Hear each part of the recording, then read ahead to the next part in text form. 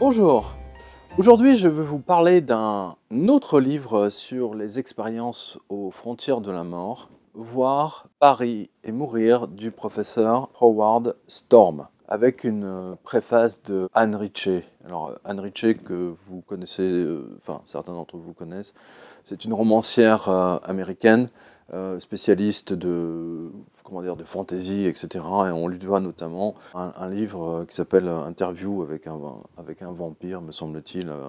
Alors, Voir, Paris et mourir est un livre intéressant à plusieurs égards parce que c'est une expérience aux frontières de la mort peu commune.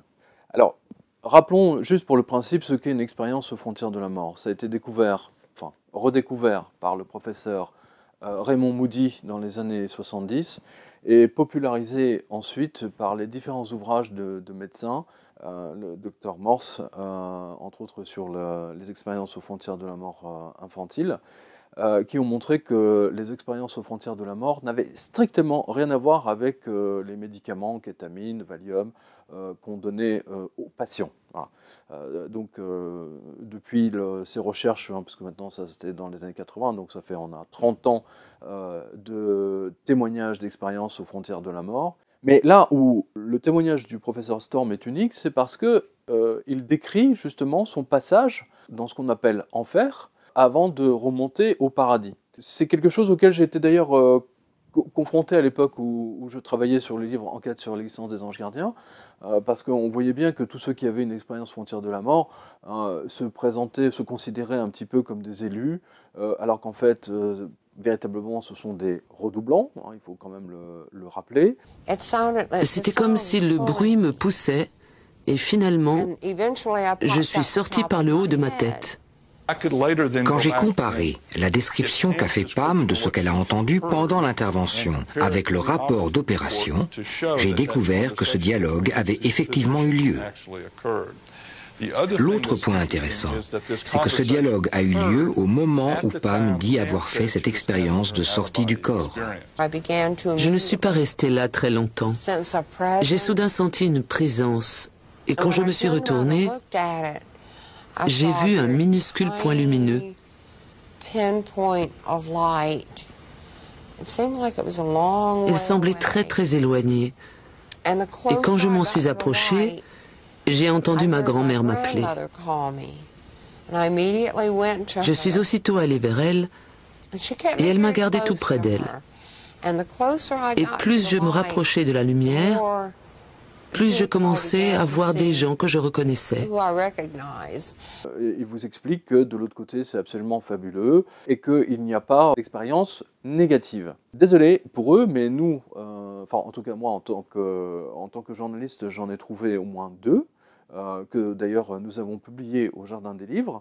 Et nous allons examiner justement celle du professeur Storm, qui décrit d'abord une expérience négative avant qu'elle ne devienne positive. Hein, donc elle est tout à fait unique. Alors, qui est le professeur Storm? Storm est un professeur d'université américain, comme il y en a des milliers, qui gagnait très bien sa vie, et qui enseignait donc l'art, l'histoire de l'art. Et il était en déplacement à Paris, hein, il n'y a pas très longtemps, dans les années 80, avec tous ses élèves, lorsque, un ou deux jours avant le retour aux États-Unis, des douleurs lancinantes se déclarent au niveau de son estomac, et il est obligé d'aller consulter à l'hôpital. En l'occurrence, là, c'est l'hôpital Cochin. Alors, les 35 heures aidant, hein, on est au début des 35 heures ou je ne sais quoi, en plus c'est le week-end, tout le monde est parti, donc il attend avec je crois que c'est son épouse, que quelqu'un veuille bien, ou l'un de ses élèves, qu'un médecin vienne l'examiner, et tant et si bien qu'il finit par s'écrouler dans la salle d'attente. Boum. Donc voilà, c'est une expérience aux frontières de la mort à Paris. Hein, vous voyez comme quoi les expériences aux frontières de la mort n'ont pas toutes lieu aux États-Unis. Hein. Mais seuls les Américains, on dirait, osent en parler. Hein, je le rappelle. Hein, c'est très important. Donc le professeur Storm se sent aspiré. Il se voit de l'extérieur, mais en même temps la réalité dans laquelle il se trouve est plus réelle que celle dans laquelle nous vivons, nous et vous. Et Il découvre des présences qui lui disent « viens, suis-moi, suis-nous », etc. Il ne sait pas trop pourquoi, mais il les suit parce qu'il n'est pas à l'aise, il ne sait pas ce qui se passe. Et il est emporté progressivement dans une zone extraordinairement sombre où ces présences, au fur et à mesure qu'ils descendent, deviennent extrêmement violentes, cruelles. Alors, il décrit des choses absolument inimaginables et même ignobles dans ce livre. Il m'a dit au téléphone qu'il n'a pas tout raconté. Bah, c'est dommage pour nous, parce qu'il n'a pas eu le courage ou les mots, hein, parce que s'il se remettait, sinon il l'aurait revécu. Hein. Il vit absolument l'épouvante totale, l'horreur totale dans ce qu'on peut appeler l'enfer. Hein. C'est un côté un peu de Dante, hein, Divine Comédie, mais c'est fouilleusement moderne.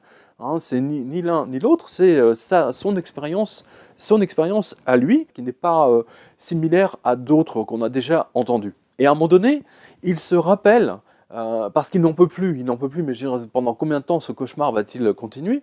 Et donc, à un moment donné, il se rappelle comme ça une prière qu'il faisait dans son enfance, hein, une prière de catéchisme, mais un peu dans ce genre-là.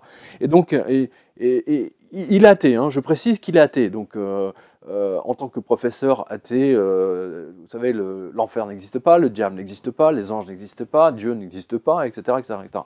Hein, rien n'existe, à part cette réalité-ci. Après son expérience, après sa mort à l'hôpital Cochin, il découvre que si, justement, qu'une autre réalité existe, et que celle-ci, elle n'est pas toute rose, hein, elle est même épouvantablement noire et cruelle.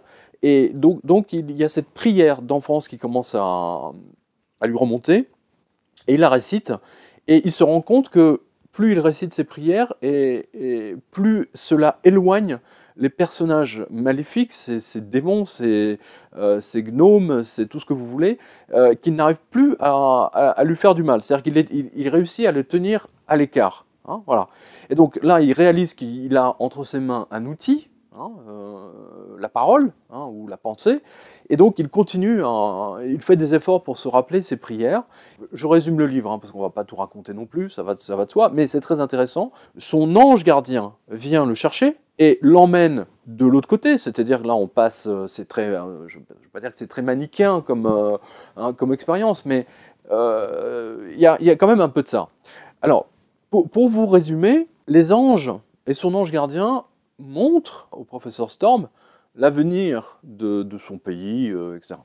On est dans les années 80, on est encore il y a le mur de Berlin est encore debout. Les anges lui expliquent que de toute manière, Dieu va faire tomber, hein, le mur de Berlin, et qu'il y aurait aussi une crise économique majeure aux États-Unis qui fera tomber l'Amérique, et nous repartirons sur des bases un petit peu nouvelles, enfin même quasiment véritablement nouvelles.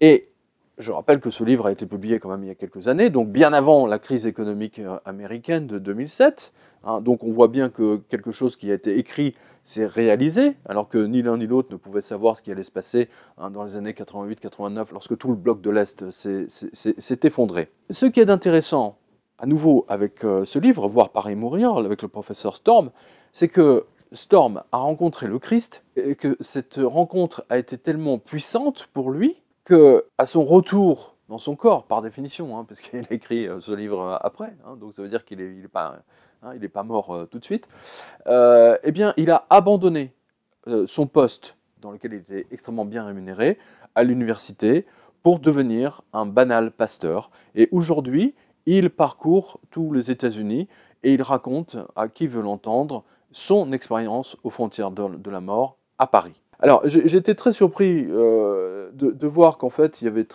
quasiment pas de traduction de ce livre, que c'est typiquement américano-américain. Et c'est pour ça que donc au Jardin des Livres, on a pris la décision de le traduire. Et j'ai discuté avec le professeur Storm.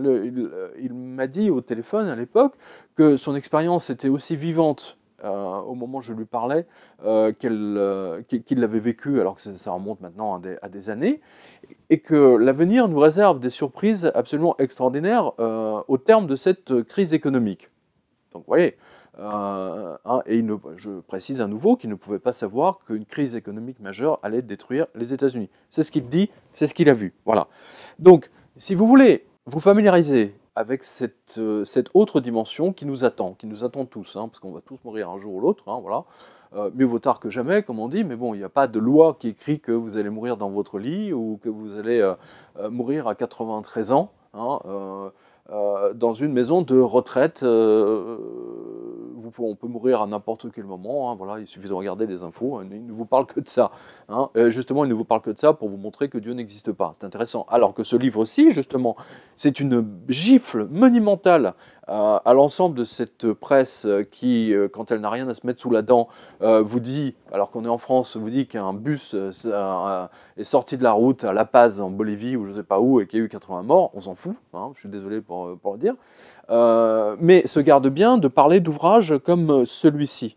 Il y a une autre dimension, hein, le professeur Storm le montre bien, et surtout ses actes, les actes du professeur Storm montrent que ce qu'il a vécu, il est en phase avec. Hein, c'est-à-dire qu'il a démissionné de son poste et il est devenu pasteur. Hein, il est pasteur dans une petite église, je ne sais plus dans quelle ville. Vous pouvez le voir, hein, vous pouvez le rencontrer aux États-Unis pour lui en parler si vous le souhaitez.